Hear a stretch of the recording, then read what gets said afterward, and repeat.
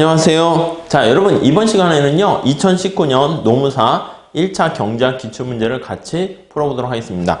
자, 교재는 여기 나와 있는 거예요. 이게 이제 2019년까지 2010년서부터 10개년 기출문제가 돼 있는데요. 여기 순서에 따라서 우리 같이 문제를 풀어보도록 하겠습니다. 그 내용은요 여기 간단히 보시면 될 것 같고요. 2019년 28회 노무사 1차 경제학 원론 기출문제를 같이 공부해 보도록 하시죠. 이게 좀 잘 안 보일 수 있는데 제가 그 카페에다 좀 올려놨거든요. 문제를 PDF로 올려놨으니까 그것 좀 같이 보시면서 정리를 해 보시면 되겠습니다. 자, 우선 1번 문제 봅시다. 자, 1번 문제 보시면은 중앙은행이 통화량을 증가시키고자 한다. 가로 안에 들어갈 내용을 순서대로 나열한 것은 이렇게 있어요. 여러분 우선 첫 번째 여러분들이 체크하셔야 될 게 뭐냐면 중앙은행이 통화량을 증가시키려고 합니다. 자, 이 통화량을 증가시키는 정책을 무슨 정책? 예, 맞습니다. 통화정책 이렇게 얘기를 해요. 우리가 이번 시험부터 조금 더 공부를 더 하셔야 될 게 ISLM까지도 우리가 신경 써야 되는데요. 통화량을 증가시키는 것을 통화정책이라 해요. 그래서 통화량을 증가시키게 되면은 어떤 효과를 보게 됩니까? 네, 맞아요. 통화량이 증가하게 되면은 LM 곡선이 우측으로 이동을 하게 돼요. 그렇죠. 자, 그러면 ISLM 곡선 한번 생각을 해봅시다. 여기가 Y고 여기 이자율인데 LM 곡선 우상향 하죠. IS 곡선 우하향 하게 됩니다. 자, 이렇게 돼 있는 상황에서 자, 여기에서 만약에 통화량을 증가시키면 LM 곡선이 우측으로 이렇게 이동해요. 그럼 여기로 가게 됩니다. 그럼 A에서 B점으로 가게 돼요. 그러면 어떤 일이 발생해요? 자, 그러면 이자율이 떨어지게 돼요. 떨어지고 통화량은 이렇게 증가하게 된다는 것을 알 수가 있게 됩니다. 자, 다시 정리할게요. LM이 우측 이동하게 되면 우리가 나중에 다시 또 총수요 총공급으로도 얘기하죠. 그러면 AD 곡선이 우측으로 이동을 하게 됩니다. 자, 그러면 AD, AS 곡선에서 살펴보면 AD 곡선이 우측으로 이동하게 되면은 얘가 AS 곡선이고요. 얘가 AD 곡선 이렇게 돼 있는데 AD 곡선이 우측으로 이동을 하죠. 색깔을 좀 바꿔볼게요. 이렇게 이동을 하게 됩니다.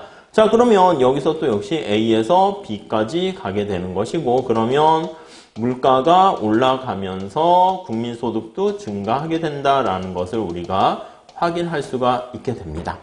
자, 우리의 궁극적인 목적은 뭡니까 하면은 이 Y라는 국민소득을 증가시키는 게 목적이 되는 거예요. 물론 ISLM 모형으로 이렇게 분석을 하게 되면 Y는 증가하게 되고 물론 이자율은 떨어지고 그리고 물가는 올라가게 될 겁니다. 물가가 올라가고 이자율은 하락하게 되는 결과를 초래하게 되겠죠. 자, 이런 게 우리가 통화정책 또는 금융정책 이렇게 얘기를 해요. 자, 여기서 물어본 건 뭐냐면 1번이 통화량을 증가시킨다. 어떻게 해야지 통화량을 증가시키게 되겠니? 요거를 물어보는 거예요. 자, 통화량을 증가시키는 정책은요. 첫 번째 거 1번에 보시면 오픈마켓입니다. 공개시장 조작 정책을 통해 가지고 국채를 어떻게 해야 됩니까? 매입해야 돼요. 본드를 매입을 하게 되면은 그럼 반대로 통화량이 중앙은행 창구를 통해서 보는 통화가 증가한다는 것을 알 수가 있고요. 자, 그리고 법정 지급 준비율하고 재할인율. 법정 지급 준비율은 예금은행, 일반은행에 꼭 지켜야 될 필요 지급 준비율을 인하해야 되는 거예요. 그래서 지준율을 인하해야 된다라는 거 알 수가 있고, 그 다음 재할인율은 어떻게 합니까? 법정 지급 준비율하고요, 재할인율은 두 개 똑같다라고 보시면 되겠어요. 재할인율이라는 것은 이제 중앙은행이 일반 은행에 대해서 대출해주는 이자율이다. 그렇게 생각하시면 되겠습니다. 자, 그래서 매입, 인하 이렇게 되는 거 알 수 있어요. 그래서 답은 1번 이렇게 보시면 돼요. 어려운 문제는 아닙니다. 다음 2번 볼게요. 자, 2번은요. 물가 변동에 관한 설명으로 옳지 않은 것은 이렇게 나와 있어요. 자, 물가 변동, 인플레이션이 관심사고요. 시험 문제 자주 출제되는데 자, 인플레이션과 관련해서는요. 우리가 어떤 게 시험 문제가 됩니까? 예, 맞아요. 인플레이션에 대한 영향이 되게 중요한 문제가 되는데 자, 인플레이션에 대한 영향 얘기할 때요. 이게 예상했냐, 예상 못했냐 그게 중요한 문제 포인트가 된다라고 말씀을 드렸죠. 그래서 만약에 예측을 한 경우 이때는 충격은 좀 덜 합니다. 자, 예측하지 못한 경우 이때는 충격이 좀 더 심하다라는 것을 알 수가 있어요. 근데 주의하셔야 될 게 예측하지 못한 경우는 부가소득의 재분배가 발생하는데 자, 빚진 사람이 이득입니까? 돈을 빌려준 사람이 이득입니까? 맞아요. 채무자가 이득이야. 채무자가 이득을 보게 되고요. 채권자가 손해를 보게 됩니다. 채권자가 손해를 보게 돼. 또 누가 손해를 봐요? 자, 인플레이션이 발생하게 되면은요, 요거는 우리가 화폐 가치가 하락하게 되는 거잖아요. 그래서 화폐를 보유한 사람이 슬퍼지는 겁니다. 화폐 가치가 하락하게 된다라는 것을 알 수가 있어요. 자, 그러니까 누가 또 손해를 봅니까? 라고 하면 화폐를 보유한 사람이에요. 화폐 보유자가 손해를 보게 되는 것이고 보유자가 역시 손해를 봅니다. 그래서 명목소득으로 받는 사람 있잖아요. 명목임금이라든가 명목소득 또는 명목연금 있죠. 명목변수로 받는 사람들은 연금의 수령자들은 역시 마찬가지로 손해를 본다라고 보시면 되겠습니다. 요거는 예측하지 못했을 때. 자, 그러면 예측을 하게 되면은 화폐 인플레이션 예상해가지고 다 충격이 없을까? 아니에요. 예측을 할지라도 문제가 발생합니다. 그걸 언제나 틀리게 해요. 그래서 4번에 보시면 예상된 인플레이션의 경우에도 그때는 메뉴 비용이라든가 우리가 메뉴판을 가는 비용입니다. 왜냐하면 화폐 가치가 떨어지니까 은행에다 돈을 갖다 놔야 돼. 그러다 보니까 우리가 은행을 왔다 갔다 해야 되잖아요. 그러다 보니까 메뉴판을 가는 비용이 발생해요. 또는 슈레더 코스트라 해서 구두 밑창이 파는 거죠. 그래서 구두창 비용이 발생합니다. 이게 전부 다 사실은 거래 비용의 개념으로 생각하시면 되겠습니다. 이 두 가지 비용 발생한다는 거. 그래서 거기 보시면 4번에 예상한 인플레이션의 경우에는 메뉴 비용이 발생하지 않는다? 아니요. 메뉴 비용이 발생해요. 그러니까 언제나 이제 그걸 우선 먼저 보시고 다른 것들을 보시면 되겠어요. 야, 나머지들은 그렇게 우리 시험이 어렵지 않습니다. 개념 정도 물어보고 있죠. 경기 침체와 인플레이션이 동시에 발생하는 것을 스태그네이션과 인플레이션 합친 스태그플레이션이라 그러고요. 그 다음 디플레이션은 임금의 하방 경직성이 있는 경우에 어떻게 됩니까? 디플레이션이 발생한다라고 하면 디플레이션은 물가가 하락하는 셈이에요. 자, 근데 거기 보시면 실질임금이라는 것은 이렇게 명목임금을 여기 나와 있는 것처럼 P로 나눠주면 실질임금 이렇게 되는 거예요. 자, 얘가 고정되어 있는 상황이기 때문에 우리가 실질임금 이렇게 돼 있어요. 디플레이션이면 물가가 하락하게 되니까 여기서 실질임금은 어떻게 됩니까? 맞아요. 실질임금이 올라간다. 2번 맞고요. 다음 3번 보시면 종수요 증가로 인한 인플레이션, 그게 바로 수요 견인 인플레이션이다. 뭐 그냥 개념 자체죠. 5번 디플레이션은 기업의 명목 부채 실질 상환 부담을 증가시킨다. 맞아요. 우리가 인플레이션이 발생하게 되면 채무자 입장에서 이득이야. 갚아야 될 돈이 작아지는 건데 디플레이션이 발생하게 되면 그게 반대가 되죠. 채무자가 불리해진다. 이렇게 생각하시면 되겠습니다. 네, 별로 어려운 문제는 아닌 것 같습니다. 다음에 3번 봅시다.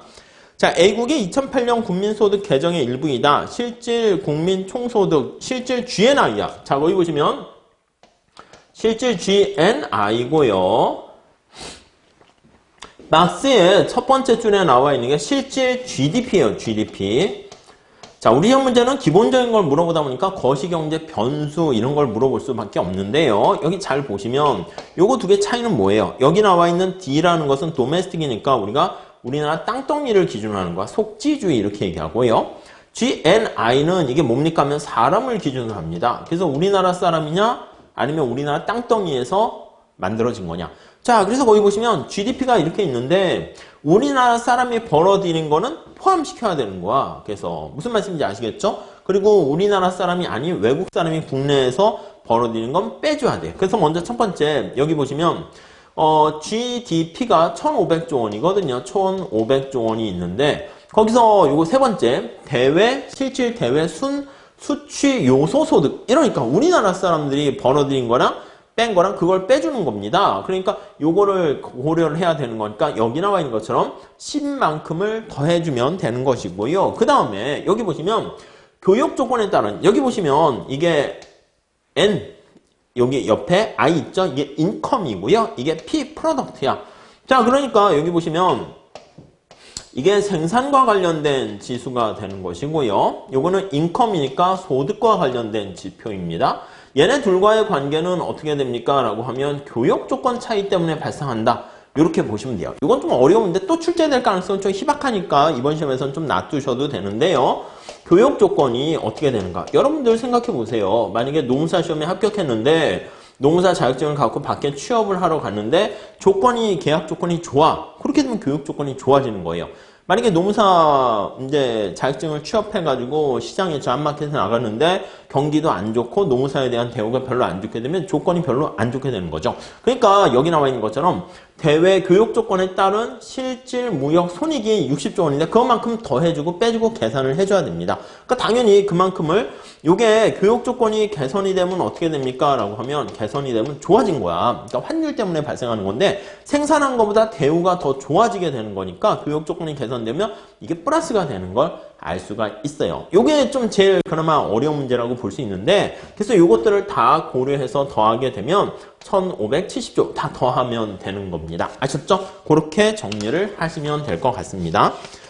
자, 다음 우리 4번 문제 같이 풀어보도록 하겠습니다. 4번 문제 한번 보시죠.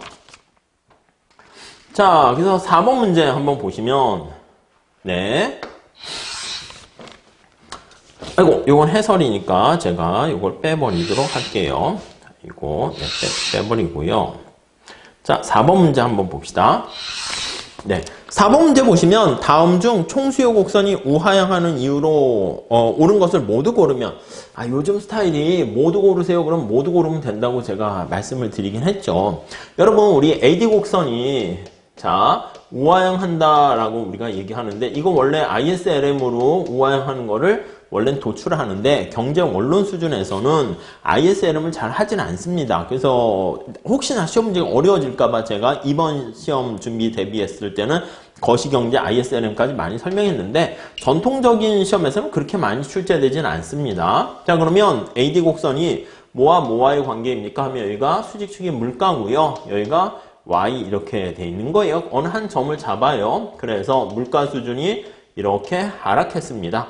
물가가 하락했는데 그때 Y가 이렇게 증가하는 점을 찾으면 될 거예요. 이렇게요. 그래서 이 둘을 이렇게 연결한 게 바로 AD 곡선이다. 이렇게 보시면 돼요. 자, 물가가 하락했을 때 사람들이 왜 여기 나와 있는 것처럼 국민소득이 증가하는가 그걸 보셔야 된다는 거죠. 물가가 하락하게 되면 자, 첫 번째 요거 이제 공부 위해서 다 한번 보세요. 자산 효과보다 이자율 효과 먼저 보세요. 물가가 하락하게 되면 이게 모든 변수가 비슷하게 같이 가게 됩니다. 뭐 피셔 가설이라 해도 되고 아니면 ISLM 공부했으면 물가가 하락하면 LM이 우측 이동하니까 이자율이 떨어진다 그렇게 해도 되고요. 이자율이 하락해요. 이자율이 하락하게 되면은 그래서 투자가 증가하고 소비도 증가합니다. 그래서 국민소득이 증가한다 이렇게 결론을 내릴 수가 있어요. 그래서 이걸 이자율 효과 이렇게 얘기하고요. 다음에 자 기억 볼게요. 물가가 하락하게 되면 자산의 실질 가치가 상승합니다. 우리가 가지고 있는 자산 부라는 것은 에셋이다라고 하면 금융자산, 실물자산 이렇게 있는데 물가가 하락하게 되면 여기 실질 자산이 이렇게 쭉 해서 올라가게 되는 거야. 그러면 우리가 어떻게 돼? 이제 부가 증가하는 거죠. 나 부자야 이렇게 생각하니까 소비가 증가한다고. 소비가 증가해서 이 경로를 따라서 Y가 증가한다. 이렇게 보시면 돼요. 그래서 이걸 이름을 자산효과 이렇게 얘기하고요. 자, 물가가 하락하게 되면 우리나라 물건의 가격이 싸지는 겁니다. 그래서 외국 물건의 가격이 비싸지는 거야. 그래서 거기 보시면 자국 화폐의 상대적 가치가 하락하게 돼서 우리나라 수출품의 가격이 하락하는 거야. 외국의 물건이 비싸지는 거야. X라는 것은 엑스포트에서 수출품의 가격이라고 쓴 겁니다. 이게 하락하게 되면 순수출이 증가하는 거야. 순수출이 증가하게 되면 우리 요거 있잖아요. 여기 총수요라는 요거는 뭘로 구성되어 있습니까? 라고 하면 얘는 C, I, G, 그 다음에 순수출 이렇게 구성되어 있는 거잖아요. 이거 암기하셔야 됩니다. 이렇게 구성되어 있어요. 그래서 여기 나와 있는 소비가 증가하거나 투자가 증가하거나 순수출이 증가하거나 이게 이제 환율에 영향 미치는 거니까 환율 효과라고 얘기합니다. 그래서 얘가 이렇게 증가하면 역시 Y가 증가하는 것을 알 수가 있어요. 자, 다시 정리할게요. 물가가 하락했을 때 Y가 이렇게 증가합니다. 그래서 총수요 곡선이 우하향한다. 이렇게 보시면 돼요. 여기서는 이 기역, 니은, 디귿 다 포함되는 겁니다. 이건 자주 나오니까 잘 체크해 두시고요. 자, 다음에 5번 볼게요. 적응적 기대가설에서 필립스 곡선. 여러분, 적응적 기대가설은 우리 늘상 했는데 이거 케인즈 학파예요? 어떤 학파예요? 고전 학파예요? 우리 적응적 기대가설은 케인즈는 정태적이고요. 케인즈 학파 또는 제일 중요한 게 적응적 기대가설이 통화주의 학파다라고 보시면 돼요. 통화주의, 누가 대표죠? 밀턴 프리드만 이렇게 보시면 될 것 같습니다. 자, 프리드만과 관련된 사람들은요. 적응적 기대가설을 상정하기 때문에 여기서 통화주의에서는 떠올라야 될 게 구축효과라는 게 하나 떠오르셔야 되고요. 구축효과. 또 뭐가 떠올라야 됩니까?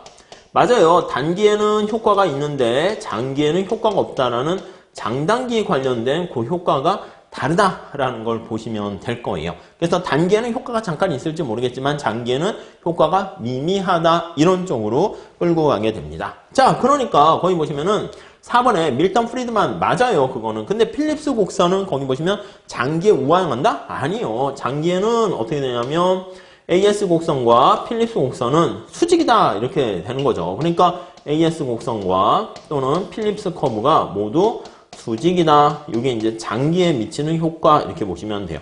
단기에는 잠깐 효과가 있잖아요. 이거는 뭐냐면 AS가 우상향, 필립스 곡선이 우하향 이렇게 보시면 되겠습니다. 자, 그래서 적응적 기대가설 통화주의 이렇게 생각하시면 되는데 이 사람들은요. 여기 총수요 확장 정책이 단기에는 효과적이라. 그래서 1번, 2번, 3번은 다 단기잖아. 단기에는 전부 다 우하향하고 우상향에서 효과가 있다. 이렇게 끌고 가시면 될 것 같고요. 4번에 나와 있는 것처럼 장기에는 우하향하지 않고 수직이다 하는 거니까 4번이 틀렸다. 이렇게 보시면 될 것 같습니다. 자, 그리고 필립스 곡선과 관련해서 프리드만 펠프스의 기대 부가 필립스 곡선 그거 기억나십니까?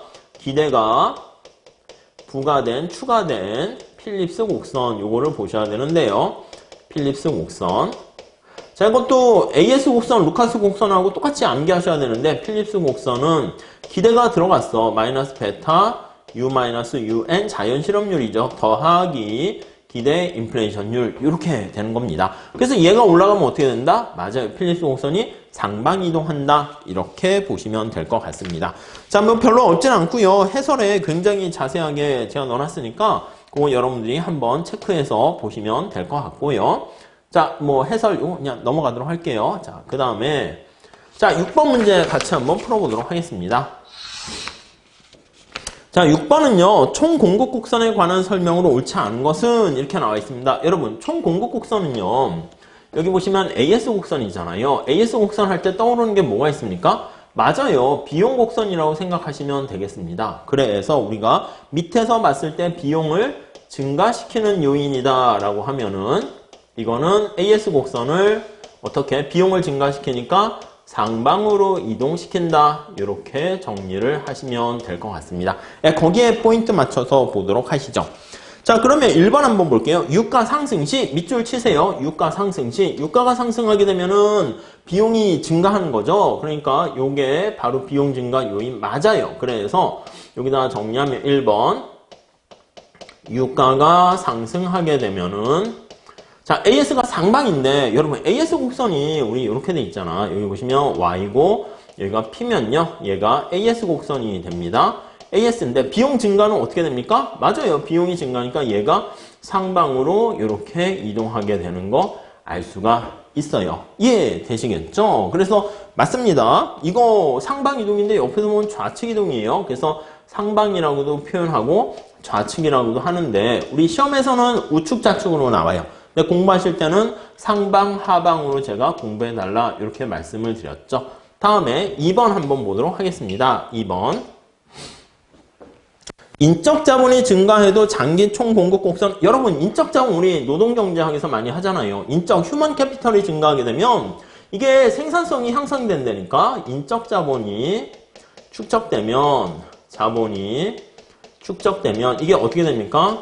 축적 시 생산성이 증가하는 거야. 생산성이 증가하게 되고 생산성이 증가하게 되면 이게 코스트가 하락하게 된다라는 거 알 수 있습니다. 비용이 절감되게 되면은 이거 어떻게 됩니까? AS 곡선이 맞아요. 하방 이동한다라고 보시면 될 것 같습니다. 만약에 장기의 AS 곡선이다라고 하면은 단기의 AS 곡선은 하방이고요. 이게 우측으로 이동한다고 말씀드렸죠. 그러면 장기 롱런 AS는 이게 하방 이동하는 게 이게 수직이면 보이지 않잖아. 그러니까 완전 고용 산출량 수준이 증가하는 거니까 얘는 우측으로 이동한다. 이렇게 보시면 되겠죠. 그러니까 안 움직이는 게 아닙니다. 그래서 여기 나와 있는 인적 자본 요거 땡 틀렸다라는 거 알 수가 있고요.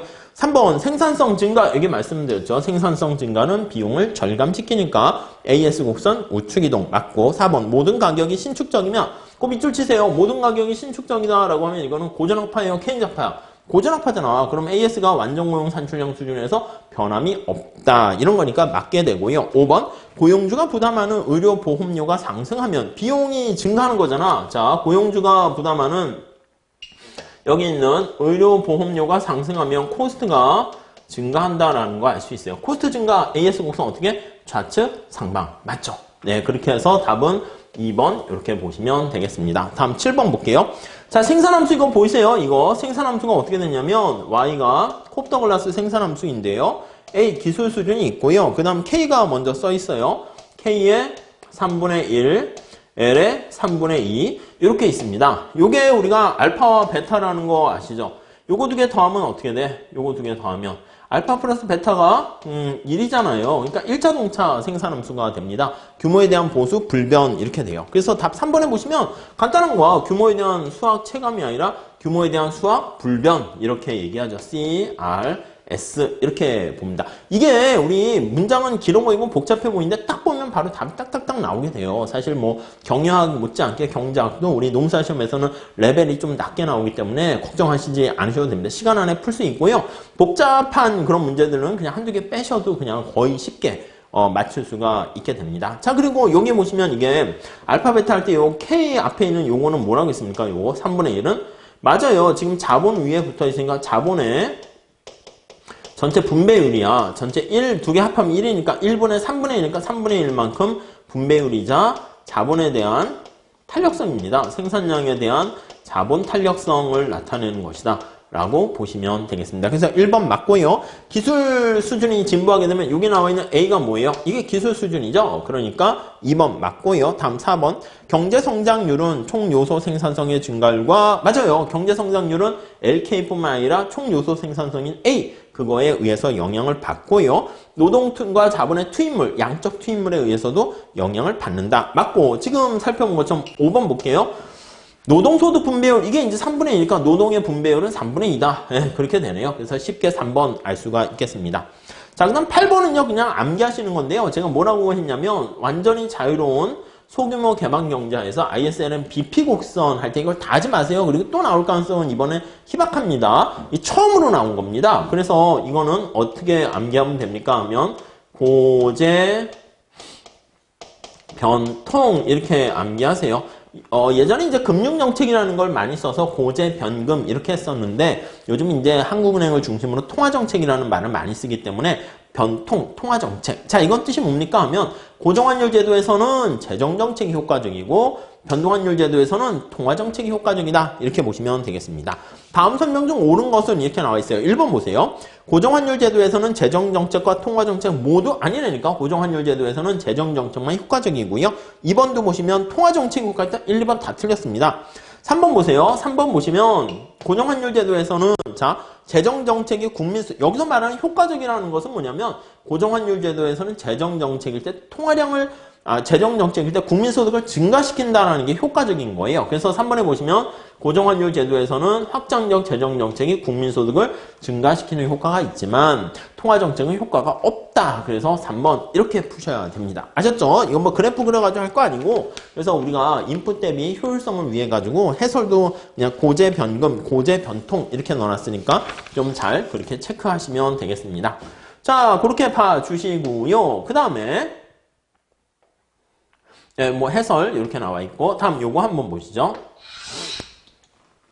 자, 9번 보시면 이제 국제수지표 관련 이것도 이제 자주 출제되진 않습니다. 그 우리 책 앞에 보시면 과거 10년간 기출문제 됐던 포인트 있잖아요. 그것만 그냥 잘 한번 토픽을 한번 여러분 보시면 충분할 것 같아요. 근데 국제수지표, 경상수지 이렇게 하는 오른쪽 해설에 잘 나와 있는데 여기 한번 보도록 할까요? 거기 한번 보시면 여기 요걸 좀 잘 보셔야 돼. 여기 보시면은 자, 경상수지 여기 보시면 국제수지에서 상품, 서비스 여기 있죠? 상품 수지, 서비스 수지, 본원소득, 이전소득 이렇게 있는 거야. 이제 보통 이제 다른 것도 집어넣어가지고 헷갈리게 만드는데 우리 거기 문제는 직접 투자랑 증권 투자 집어넣었지만 경상수지에 포함되는 항목 거기 보시면 상품 수지, 서비스, 본원소득, 이전소득 그거를 다 더하게 되면 35억 달러 흑자 이렇게 알 수 있으니까 뭐 그렇게 그냥 정리하시면 될 것 같습니다. 뭐 별로 어려운 얘기는 아니고요. 요 국제수지 관련된 표를 알고 있는가? 네, 그게 관건이다 라고 생각하시면 되겠습니다. 자, 다음 10번 문제 넘어가도록 하겠습니다. 자, 10번 문제는요, 뭐 간단한 문제가 되겠습니다. 10번에 사적 재화인 XJ 시장의 수요자는 A와 B만으로 구성되어 있는데, 재화 XJ에 대한 A의 수요 함수가 거기 보시면은 QA 이렇게 있죠. 그래서 여기 보시면 QA가 여기 보시면 10-2PA. 원래는 이렇게 가격도 A로 있긴 있어야 됩니다. 그리고 Q, B가 이렇게 있죠. B라는 애가 주어진 가격에 대해서 얼마나 살래? 라고 하면은 3P, B 이렇게 돼 있어요. 시장 전체다라고 하면은요, 아시겠지만 요거 두 개를 합하는 겁니다. 그래서 두 개를 합해요.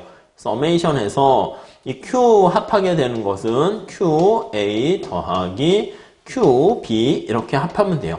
근데 합할 때 아시겠지만 여기 나와 있는 것처럼 여기요, 시장에서 완전 경쟁 시장에서는요, A가 직면하는 가격과 B가 직면하는 가격이 똑같기 때문에 사적재인 경우는 이렇게 됩니다. 그래서 우리가 얘기하는 사적재, 사용재인 경우는 가격이 동일합니다. 특히 가격 수용자이기 때문에 P가 똑같아서 얘를 그냥 빼도 돼요. 얘를 빼도 되고 얘를 빼도 돼요. 아예 문제에서는 친절하게 이렇게 아예 빼서 주어져 있는데 다른 시험 같은 거는 빼지 않고 넣어줍니다. 헷갈리게 만들려고. 그리고 얘가 달라요. 그 절편이 다르면 원래 굴절되는 형태가 보일 수 있는데 우리 시험에서는 아직 거기까지는 좀 그래요. 그래서 그냥 단순하게 이렇게 더해서 마이너스 5P 이렇게 계산을 하시게 되면은 뭐 쉽게 될 수 있을 거예요. 그래서 답은 어떤 겁니까? 라고 하면은 거기 5번 이렇게 보시면 되겠고요.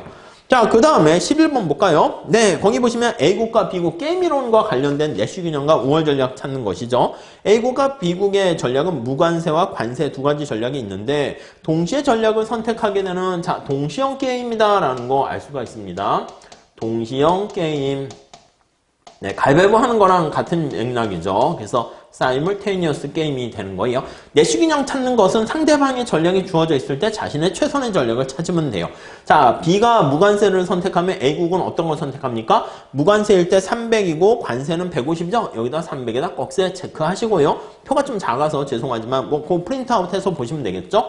자, B국이 관세를 부과하게 되면 A가 무관세면 400인데 관세면 200이에요. 400에다 꺽쇠 체크하시죠. A국 같은 경우 5월 전략이 있습니까? 맞아요. 있죠. 왜냐면 상대방의 전략과 상관없이 무조건 무관세를 실시하는 게 바람직하고요. B 입장에서 봅시다. 자, B 입장에서도 보면은요. B 입장에서는 A가 무관세라면 B가 무관세면 250, 관세면 100이니까 250이 100보다 커서 요걸 체크하고요. 자, A 국가가 관세를 선택하게 되면 자, B가 무관세면 300인데 관세면 200입니다. 무관세가 더 크네요. 이렇게.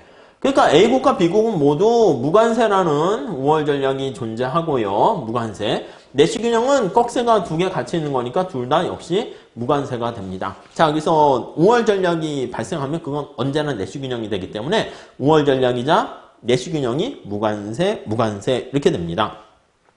그래서 1번에 보시니까 A국의 5월 전략은 관세다? 뭐야? 틀렸네. 그냥 1번 그냥 틀렸습니다. 2번 B국의 5월 전략은 무관세다? 맞고요. 내시균형은 300과 250. 오케이. 파레토 효율적이다. 여기 가만히 보시면 다른 데로 갈 만해서 플러스 될 만한 게 있나 없나 한번 보세요. 이게 두 개 합하면 550으로 가장 크잖아요. 그러니까 딴 데로 갈 유인도 없는 거야. 그런 의미에서 죄인의 딜레마 같은 경우에는 파레토 효율적이 아니다 이렇게 하는데 이 경우는 우월 전략인데 죄인의 딜레마의 상황이 아닙니다. 아셨죠? 그래서 만약에 그거에 너무 박히신 분들은 죄인의 딜레마인가 이럴 수 있는데 절대 아니고요. 그러니까 이제 우월 전략과 내시균형 찾는 거 그거 좀 체크하셔야 됩니다. 5번 우월 전략 균형이 내시균형이다. 맞아요. 이거 할 때요. 우월 전략 균형이 존재 가능성이 조금 더 협소합니다. 내시균형이 존재 가능성이 조금 더 이렇게 영역이 더 크다. 이렇게 정리를 하시면 되겠습니다. 다음 12번 한번 볼게요. 12번. 자, 정상제인 커피의 수요 곡선을 좌측으로 이동시키는 것은 정상제라고 그랬으니까 좌측 이동하려면 소득이 감소해야 되는 거 알 수가 있죠. 우선 첫 번째 보시면 옳은 건데 커피 가격이 변하면 어떻게 됩니까? 자, 수요 곡선을 이동시키는 거는 그 재화의 가격이 변하면 안 돼요. 지금 여기가 커피에 대한 소비량이 있고 커피에 대한 가격이 있으면 수요 곡선이 이렇게 우하향한단 말이다. 그러면 우하향하게 되면은 여기 나와 있는 것처럼 커피의 가격이 변하면 얘는 어떻게 됩니까? 수요량에 변화해가지고 얘는 곡선상에서 이동을 한다라는 거 알 수가 있고요. 그쵸? 그러니까 1번은 당연히 틀렸지. 커피 가격이 변하면 안 돼요. 소득이 증가하면 정상제니까 우측이동이지. 그래서 틀린 겁니다. 2번 틀렸고 3번. 선호도가 높아진다. 선호도가 높아지거나 소득이 증가하면 당연히 다 우측이동이잖아요. 그래서 2번, 3번 다 틀렸어요. 그래서 이런 문제 나올 때는 대체관계냐 보완관계냐에 초점을 맞춰서 많이 물어봐요. 4번 보시면 대체제인 홍차 가격이 상승했다. 여러분 잘 보세요. 대체관계인 홍차 가격이 상승하면요. 사람들이 어떻게 됩니까? 홍차에 대한 소비량이 감소하겠죠. 대체관계니까 커피에 대한 소비량은 어떻게 돼? 증가한단 말이에요. 그래서 홍차에 대한 가격 상승은 얘가 두 개 플러스 관계에 있는 거잖아요. 대체 관계, 보완 관계 해서 우리 이거 노경에서도 많이 합니다. 이렇게 플러스 관계 되는 게 대체 관계. 그러니까 커피에 대한 소비량이 증가하는 거죠. 그럼 우측이동이잖아. 자, 보완 관계는 설탕 가격이 상승한다. 반대로 이거는 반대가 되겠죠. 그러니까 설탕 가격이 올라가면 설탕 소비량이 줄면서 커피에 대한 소비량도 같이 감소하겠구나라는 것을 알 수가 있겠습니다. 네, 그렇게 정리를 하시면 되겠고요. 자, 그 다음에 넘어가도록 하겠죠. 자, 요거 보시면 요거 뭐 해설이고 요거 내용 같이 한번 보도록 하시죠. 자, 우선 13번 한번 문제 좀 풀어보도록 하겠습니다. 13번 한번 보시죠. A기업의 총 비용 곡선이 아래와 같다. 예, 이게 체감적으로 증가하다 체증적으로 증가합니다. 여기다 이제 그림을 좀 크게 한번 그려볼까요? 모양이 어떻게 됩니까? Q가 생산량이고 총 비용이 이렇게 있어요. 자, 그럼 얘가 이런 식으로 돼 있으니까 이게 총 비용입니다. 밑에 평균 비용과 한계 비용을 한번 그려볼까요? 각각의 생산량에 대해서 점 몇 개만 찾아볼게요. 이런 식으로 돼 있다고 합시다. 우선 평균 비용은 어떻게 됩니까? 하면 원점에서 그린 기울기예요. 평균 비용, 에버리지 코스트는 원점에서 그린 기울기가 이거예요. 점차 기울기 어떻게 됩니까? 기울기가 이렇게 점차 여기로 할게요. 작아지고 다시 이렇게 커지는 거 알 수 있어요. 뒤에서 점점점점점 해가지고 여기부터 이렇게 되고 이렇게 됩니다. 이게 에버리지 코스트. 네, 이해되시죠? 자, 한계 비용은 어떻게 됩니까? 라고 하면 한계 비용은 접선의 기울기라는 거 알고 계실 겁니다. 여기에 접선의 기울기 어떻게 돼? 그렇죠. 우리가 평균 비용이 하락하는 데까지는 한계 비용은 밑에 있어야 돼요. 얘는 더 훨씬 작게 되고요. 여기선 두 개 똑같다는 거 알 수 있겠죠. 똑같고 얘는 훨씬 더 커집니다. 그래서 그림을 그리게 되면 이렇게 되고 꺾여서 이렇게 되는 게 MC 이렇게 돼요. 이해가시죠? 이것 좀 잘 보시고 일반적인 형태입니다. 자, 1번 보시면 평균 비용은 단기 가변 비용 곡선 위에 있다. 이거 당연한 얘기죠. 우리가 평균 가변 비용 곡선 우리가 1번에 보시면 자, 평균 비용은 어떻게 됩니까? 라고 하면 평균 가변 비용 더하기 평균 고정 비용 요거의 합이야. 그러니까 당연히 평균 가변 비용보다 평균 고정 비용만큼 AC가 더 위에 있겠죠. 그래서 1번은 맞고요. 2번 보시면 평균 비용 곡선이 상승할 때 여기죠. 평균 비용 곡선이 상승하니까 여기입니다. 상승할 때 한계 비용 곡선은 평균 비용 아래 아니죠. 여러분 목욕탕에 물 생각하거나 학점 생각하시면 된다고 그랬죠. 아니 평균이 자꾸 올라가면 한계는 평균보다 위에 있어야지 평균이 올라갑니다. 그래서 2번이 당연히 띵 틀렸고요. 네. 다음 3번 보시면 원점을 지나는 직선이 총 비용 곡선과 접하는 점. 그렇죠. 원점에서 기울기라고 말씀드렸죠. 그게 평균 그건데 거기 보시면 접하는 점에서 평균 비용은 최소이다. 그렇죠. 여기 보시면 접하는 점. 딴 데는 교차에 지나가는데 여기서 딱 보면 얘가 접해서 지나가잖아. 거기가 평균 비용이 최소이다. 맞는 표현이고요. 그래프 그대로 읽은 거예요. 다음 5번. 총 비용 곡선의 임의 한 점에서 그은 접선의 기울기. 접선의 기울기가 바로 한계 비용이다. 오케이. 맞습니다. 자, 다음 13번 볼게요. 14번 이거 탄력성. 2번 틀렸고, 탄력성 계산하는 겁니다. 이 공급의 가격 탄력성을 계산하는 건요, 이제 시험 문제 노경에서도 출제가 될 수 있기 때문에 정확하게 보셔야 됩니다. 그래서 첫 번째, 공급의 가격 탄력성이라고 할게요. 공급의 가격 탄력성. 그럼 델타 P분의 델타 Q 이렇게 되고요. Q분의 P 이렇게 보시면 될 것 같습니다. 우선 첫 번째, P가 2일 때 우선 Q가 얼마인가 보시면 되는데 Q가 바로 16 이렇게 됩니다. 그러면 그 P가 2일 때 Q는 16 이렇게 돼요. 자, 그러면 우선 요거 미분하셔야 되는데 우리가 이게 미분하게 되면 P가 오른쪽에 있고 왼쪽에 Q가 있어야 돼요. 요 그대로 쓰면 돼요. 미분하시게 되면 어떻게 되는 거죠? 미분하면 저거요. P로 미분하게 되니까 얘가 바로 10 이렇게 되는 거 알 수가 있고요.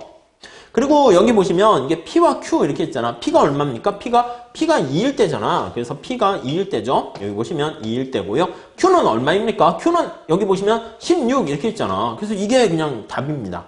아셨죠? 네, 그렇게 정리를 하시면 되겠고. 이거 우리가 편법으로 구하는 공식 제가 말씀드렸는데 기억나십니까? 자, 편법으로 볼게요. 이거 지웁시다. 좀 지울게요. 공간 때문에. 제 손이 막 밀어내네요. 자, 이렇게 좀 지워서 한번 봅시다. 자, 지워서 한번 보시면, 자, 우리 공급곡선 그래프로 하는 게 보통 객관식 시험에서 많이 나오거든요. 그래서 우리도 약간 그래프로 해서 하는 걸 좀 생각을 해볼게요. 여기가 Q고 여기가 P예요. 자, 여기 우선 첫 번째 이 공급곡선이 어떻게 돼 있어? Q는 10, P, 그 다음 어떻게 돼 있어요? 마이너스 4 이렇게 있어요. 자, P가 빵이면 Q는 얼마야? P가 빵이면 Q는 마이너스 4잖아. 그러니까 여기가 빵이고 마이너스 4 이렇게 있고요. 기울기 이거 어떻게 됩니까? 기울기 정리하면 P는 이렇게 하면 기울기 살짝 볼 수 있어요. 그럼 P는 여기 보시면 P분의 Q분의 1 Q 여기다가 4가 전리 넘어가죠? 그걸 10으로 나누니까 10분의 4 이렇게 돼요. 그래서 약간 완만하게 우상향하는 형태가 되는 거 알 수가 있어요. 자, 이랬을 때 우리가 어디서의 탄력성을 구하라고 그랬습니까? 하면은 P가 2잖아. 여기가 2가 여기에 오게 돼요. 왜냐면 여기는 절편에서 찾을 때는 지금 가만히 보면 Q가 빵일 때니까 10분의 4일 때잖아. 여기는 10분의 4일 때니까 2일 때는 얼마입니까? 점점점점 찍게 되면 여기 16이라는 거 우리 알고 있었습니다. 자, 그러면 정리를 한번 해볼게요. 자, 이게 원점분의 전체 할 때 그걸로 한다 그랬죠? 이게 원점까지의 거리입니다. 원점분의 16이잖아. 그쵸? 전체는 어떻게 됩니까? 원점분의 전체 그 공식을 이용하라고 했죠? 전체가 이겁니다. 전체. 원점까지의 거리는 얼마야? 원점까지의 거리는 이게 16이고 전체의 거리는 16이고 저 마이너스 4니까 20이잖아요. 그래서 거기 보시면 이걸로 할게요. 여기까지는 16분의 20 이렇게 되는 거 알 수 있어요. 그래서 답은 1.25 이렇게 되는 거 확인할 수가 있겠습니다. 자, 그 다음 15번 봅시다. 15번 자주 나오는 거예요. 외부 효과인데 외부 효과에 대한 설명으로 오는 것을 모두 고르면 이렇게 있습니다. 여러분, 첫 번째 외부 효과는요. 생산에서 발생할 수 있고 소비에서 발생할 수 있고 또 하나 뭐 있죠? 부의 외부성이 있고 이론 외부성, 긍정적인 외부성이 있어요. 거기 1번에 보시면 부의 외부성은 네거티브한 외부성이잖아. 이거는 바람직한 최적 수준보다 어떻게 됩니까? 최적 수준보다 나쁜 거잖아. 그럼 바람직한 것보다 맞아요. 더 많이 생산한다고. 그러니까 여기 과소가 아니라 과다해야 되는 거죠. 기억은 틀렸습니다. 기억을 그냥 다 날려버리면 뭐야? 다 날라가잖아. 그러니까 우리 시험에서는 이게 하나만 체크해도 그냥 답은 그냥 4번밖에 없네요. 물론 공부를 위해서는 다시 보셔야 돼요. 이은 외부 효과는 보조금 또는 조세, 피구 보조금, 피구세를 통해 가지고 내부화시킬 수 있다. 내부화라는 게 뭐야? 외부성을 해결했다는 뜻입니다. 다음 디귿 보세요. 거래비용 없이 협상할 수 있다면 맞아요. 거래비용, 코즈 정리죠. 거래비용 없이 협상할 수 있으면 당사자들의 자발적인 협상으로 인해 가지고 비효율성을 해결할 수 있다라는 거, 그렇게 정리를 하시면 될 것 같습니다. 자, 그렇게 보시고요. 뭐 해설이고요. 다음 요거 한번 풀어보도록 할게요. 자, 16번 문제를 한번 풀어보도록 하겠습니다. 16번 한번 보시죠. 이거 텍스 부과하는 거잖아요. 그 정부가 한 개당 제품 한 개당 10의 종량세를 부과했습니다. 텍스를 부과했어요. 근데 텍스를 부과할 때는 여러분 소비자한테 부과하거나 생산자한테 부과하거나 똑같습니다. 만약에 생산자에게 부과 시 생산자는 이거를 뭐라고 인식한다? 비용 증가로 인식을 하기 때문에 공급곡선이 상방이동한다라고 생각을 하시면 되겠고요. 자, 그리고 만약에 텍스가 소비자한테 부과했다라고 할게요. 이거 노경에서도 나옵니다. 그래서 이제 고용자에게 부과할 수도 있고 근로자에게 부과할 수 있어요. 근데 노동시장에서는 노동 공급자가 근로자가 되는 거죠. 그것만 주의하시면 돼. 자, 노동을 수요하는 사람은 이제 소비자가 되는 거고. 아무튼 텍스를 부과하면 수요 곡선이 하방으로 이동해요. 하방이라는 게 좌측으로 이동하는 거죠. 그렇게 분석하시면 돼요. 자, 근데 이게 둘이 힘이 이제 어느 한쪽이 완전히 없거나 힘 세지 않으면 서로 협상에 의해서 여기 나와 있는 조세의 부담이 달라지게 되는데 조세의 전가와 귀착해서 귀착이라는 게 인시던스에서 누가 실제로 부담하는가 그걸 나타내는 겁니다. 늘 그걸 물어보게 돼요. 우선 1번 보시면 공급자에게 종량세 부과하면 공급곡선 상방 이동이니까 균형가격 상승하고요. 수요자에게 부과하면은 균형가격은 하락하게 되는 거 알 수가 있어요. 물론 이제 소비자가 내는 그 가격과 생산자가 받는 그거는 똑같습니다. 그래서 이렇게 수요 공급이 있다라고 하면은 자, 여러분들 이건 아실 것 같으니까 뼈대만 그리면 공급곡선이 상방 이동이에요. 그럼 균형이 여기서 0, 저는 1, 이제 여기 2가 이제 생산자가 받는 가격이에요. 똑같아지는데 소비자한테 부과하게 되면 현실에서 나타나는 수요 곡선이 하방 이동이에요. 여기가 2가 되고 1은 점점점에서 1 이렇게 되는 거 아실 겁니다. 그래서 1번, 2번 다 맞고요. 다음 3번. 그래서 종량세를 공급자에게 부과하든 소비자한테 수요자에게 부과하던 조세 수입도 같고 효과도 똑같아요. 그렇죠. 경제적 효과는 똑같고 4번에 나와 있는 것처럼 순손실도 같습니다. 여기 보시면 순손실의 크기가 여기 삼각형 크기가 순손실인 거 아시잖아요. 이렇게 여기 나와 있는 게 순손실의 크기예요. 두 개의 효과는 다 똑같습니다. 자, 누가 더 많이 부담하는가인데 누가 힘이 센가입니다. 5번 보세요. 자, 수요의 가격 탄력성이 공급의 가격 탄력성보다 클 경우 잘 체크하세요. 자, 수요의 가격 탄력성이 공급의 가격 탄력성보다 클 경우 이렇게 이 얘기는 뭐예요? 탄력성이 크다는 것은 가격 변화에 민감하게 반응한다는 것이고 그 결과 가격이 올라가게 되면은 나 세금 안 내! 이렇게 힘이 세다는 겁니다. 그래서 이 경우에 나와 있는 것처럼 수요 곡선이 지금 탄력성이 훨씬 더 크잖아요. 이 얘기는 뭐냐면 소비자가 더 힘세 이렇게 되는 거야, 생산자보다. 그러면 거기 나와 있는 것좀 누가 더 많이 부담합니까? 그럼 소비자가 힘세니까 생산자한테 야 네가 내 이렇게 되는 거야. 그럼 생산자 알았어 내가 많이 낼게 이렇게 되는 거죠. 그러니까 이게 반대가 됐어. 수요의 가격 탄력성이 공급은 당연한 거니까 뺄게요. 클 경우 소비자가 힘이 셀 경우 소비자의 부담이 크다? 아니죠. 그래서 5번이 틀렸습니다. 이해 가시죠? 쉬운 문제고요. 다음 17번 이거야말로 기본적인 문제죠. X랑 Y를 소비하는 A의 무차복선과 예산선이 있는데 1번 보세요. 틀린 거 찾는 거예요. 무차복선의 기울기는 한계 대체율이다. 맞죠? 그냥 기본적인 거죠. 2번 볼까요? 잘 보이세요? MUY가 2번 보시면 2번이 MUX분의 X랑 MUY를 분자에 헷갈리게 넣어놨네요. MUX 이렇게 넣어놨습니다. 자, 그리고 PX분의 PY 이렇게 돼 있는 거예요. 이거는 관심사가 X예요, Y예요? 그냥 분모분의 분자 뒤집어도 되지만 Y가 관심사가 되는 거죠. 부등호가 이렇게 있어요. 자, 그럼 Y에 초점을 맞춰서 보시면 되겠습니다. 여러분 Y에 초점 맞춰서 한번 보세요. 자, 그러면 Y에 초점 맞추시면 Y에 이렇게 반짝반짝 초점을 맞추세요. 그럼 이게 느낌이 뭐라고요? 코스트의 느낌이고요. 이건 느낌이 뭐라고요? 베네핏의 느낌입니다. 이해되십니까? 자, 그러면 YG에 대한 코스트 대비 베네핏이 큰 거니까 YG를 어떻게 해야 돼? 늘려야 되는 거지. 근데 거기 뭐라고 있습니까? YG를 줄이고 띵 틀렸네. 그래서 YG를 늘리고 XG를 줄여야 된다. 이렇게 보시면 되겠습니다. 그래서 2번 띵 틀렸고요. 3번 보시면 예산제약선의 기울기가 두 재화의 가격 비율이다. 맞고 4번 효용 극대화는 무차복선과 예산선이 접점 맞죠? 5번 한계 대체율은 한계 효용의 비율이다. 이것도 MRS예요. 근데 주의하셔야 될 거 이거 암기하면 안 되죠. 우리 시험에서도 MRS 시험 나왔는데 막 뒤집어 썼다고 그랬잖아요. 이거 MRS XY예요, YX예요. YX라고 써야 되는 거죠. 이해가 있어? 그거 좀 잘 봐주시고요. 다음 18번 보시죠. 가로 안에 들어갈 말로 옳은 것은 소비자 A는 정상제인 X제랑 Y제만을 소비하는데 X제 가격이 하락하게 되면은 X랑 Y가 동시에 증가하는데 정상제예요, 둘 다? 어떻게 된 거죠? 맞아요. 소득효과. 그리고 동시에 뭐뭐로 인해서 상대적, 우리가 실질 소득이 변하는 게 소득효과고 상대적으로 싸진 그게 대체효과잖아요. 그래서 앞에 게 소득효과, 뒤에 게 대체효과 이렇게 됩니다. 뭐 간단합니다. 예, 넘어갈게요. 이렇게 넘기고 자, 다음에 요거 해설이고요. 다음에 요거 19번 문제 좀 같이 한번 풀어보도록 하겠습니다. 자, 이윤극대화를 추구하는 독점 기업이 비효율적인, 여러분, 왜 독점이 비효율적입니까? 독점이기 때문에 비효율적인가요? 아니야. 독점이라는 자체는 가치 중립적입니다. 근데 우리가 모노폴리잖아요. 독점 시장이야. 우리 노경에서는 수요 독점 이런 걸 배우죠. 제가 봤을 때는 공급 독점도 이제 나올 수가 있고요. 쌍방 독점도 공부를 좀 하셔야 됩니다. 아무튼 독점이면요. 기업의 수가 하나 있고 시장 지배력이 있으니까 당연히 좀 시장 구조가 이게 경쟁이 없어서 나태해질 만한 요인이 생겨요. 나태해진다는 건 뭐야? 생산을 더 할 수 있음에도 생산을 덜 하는 거야. 그래서 거기 포인트 찾으시면 뭐예요? 맞아. 사회적으로 바람직한 수준보다 적게 생산하게 된다니까요. 그래서 과소 생산하게 되는 문제가 발생해요.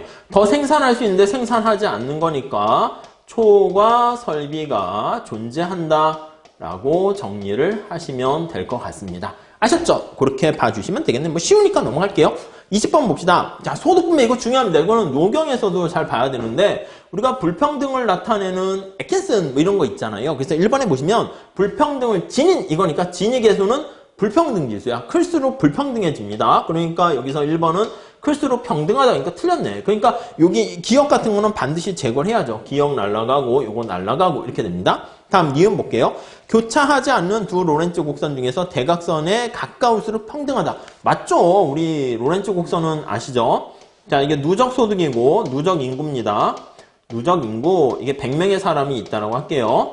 여기는 누적 소득 이렇게 있습니다.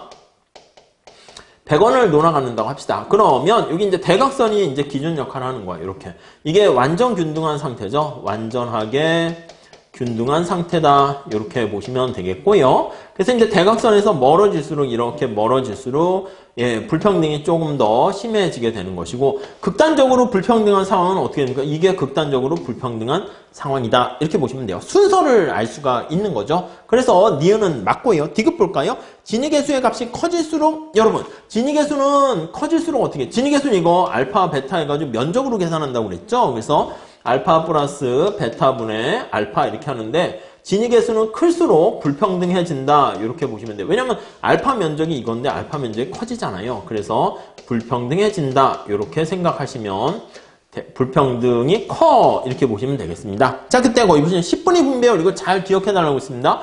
10분위 분배율은 자 여러분 소득을 10분위로 나눠가지고 상하 중에서 상하 어디가 위에 있습니까?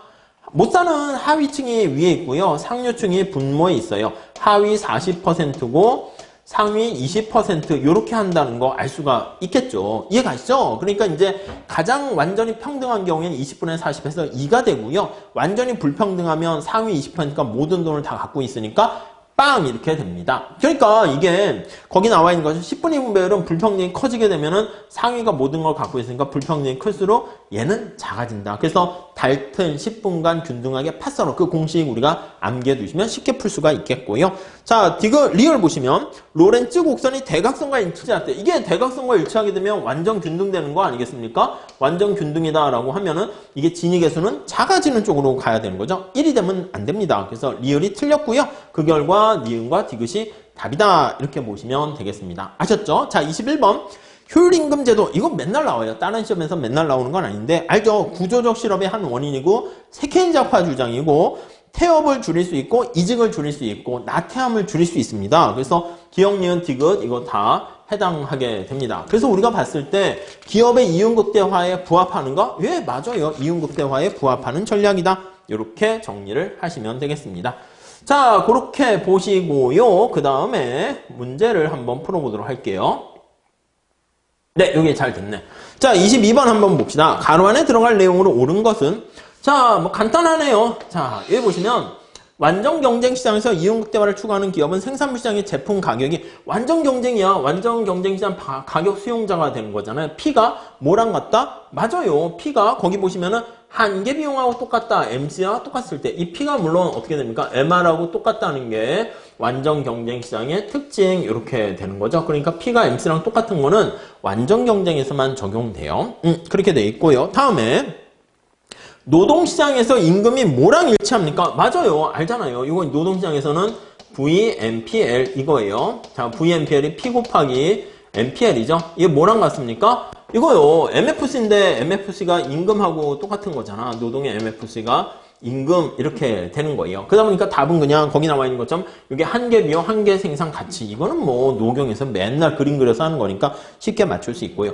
23번도 간단하죠. 여기 주어진 정보에서 이응국 대화를 추구하는 기업이 노동과 자본을 어떻게 해야 되니? 라고 하면은 이거 알고 있죠? 자, 우선 첫 번째 공식은 MRTS입니다. MRTS LK를 보셔야 되는데 자, 이게 분자가 MPL이고요. 분모가 MPK 이렇게 되는 거 알 수 있습니다. 그리고 이게 뭐랑 똑같다? R분의 W일 때가 최적 이렇게 되는 거예요. 주어진 사항 봅시다. 자, 자본과 노동의 한계 생산물이 5와 8 이렇게 돼 있습니다. 자, 그러면 노동에 대한 한계 생산물이 거기 보시면은 자본 먼저 써 있네. 자본의 한계 생산물이 이게 5고요. 노동의 한계 생산물이 8 이렇게 돼 있습니다. 오케이 됐고요. 자, 노동과 자본에 대한 가격을 한번 볼까요? 자본과 노동의 가격이 자본을 먼저 했으니까 자본이 12래요. 얘가 12고요. 노동의 가격이 얼마야? 25 이렇게 돼 있습니다. 25. 이꼴이 성립 안 되네. 부동호가 어디가 큽니까? 딱 봐도 이쪽이 큰 거 알 수가 있잖아요. 자, 그러면 어떻게 돼? 노동에 초점 맞추세요. 노동에 대한 가치라고 생각하시면 돼. 그거보다 노동에 대한 비용, 임금이 더 큰 거니까 노동을 어떻게 해요? 줄이고 자본을 늘려라 이렇게 되는 거 알 수 있죠. 그럼 답은 거기 보시면 2번 노동을 감소시키고 자본을 증가시킨다 이렇게 정리하시면 되겠습니다. 뭐 간단한 얘기입니다. 24번 문제 좀 풀어볼게요. 거기 보시면 노동시장에서 노동의 수요 곡선과 공급 곡선이 있는데 균형임금과 균형 고용량 뭐 왜 이런 문제가 나왔지? 이거 각게 푸시면 되죠. 노동에 대한 수요와 노동에 대한 공급을 각게 놓고 푸시면 됩니다. 노동의 수요 얘는 어떻게 있습니까? 거기 보시면 1000 마이너스 W 있고 노동에 대한 공급은 어떻게 됩니까? 마이너스 100 플러스 W 이렇게 됩니다. 요거 두 개 각게 놓고 푸시면 되겠죠. 이 W는 1100 이렇게 보시면 되겠죠. 그래서 W는 550 되고 그걸 대입하면은 L은 450 이렇게 되는 거 쉽게 알 수 있습니다. 다음에 25번 볼게요. A국에서는 실업률이 6%일 때 실업자가 60만 명. 자, 여기 보시면 실업률은요, 우리가 스몰이라고 쓰고요. 실업자 수를 우리가 대문자 U라고 이렇게 쓸게요. 대문자 U 이렇게 썼습니다. 그럼 취업자 수는 얼마니? 이게 이제 얘기하는 거예요. 자, 이거 살짝 지울게요.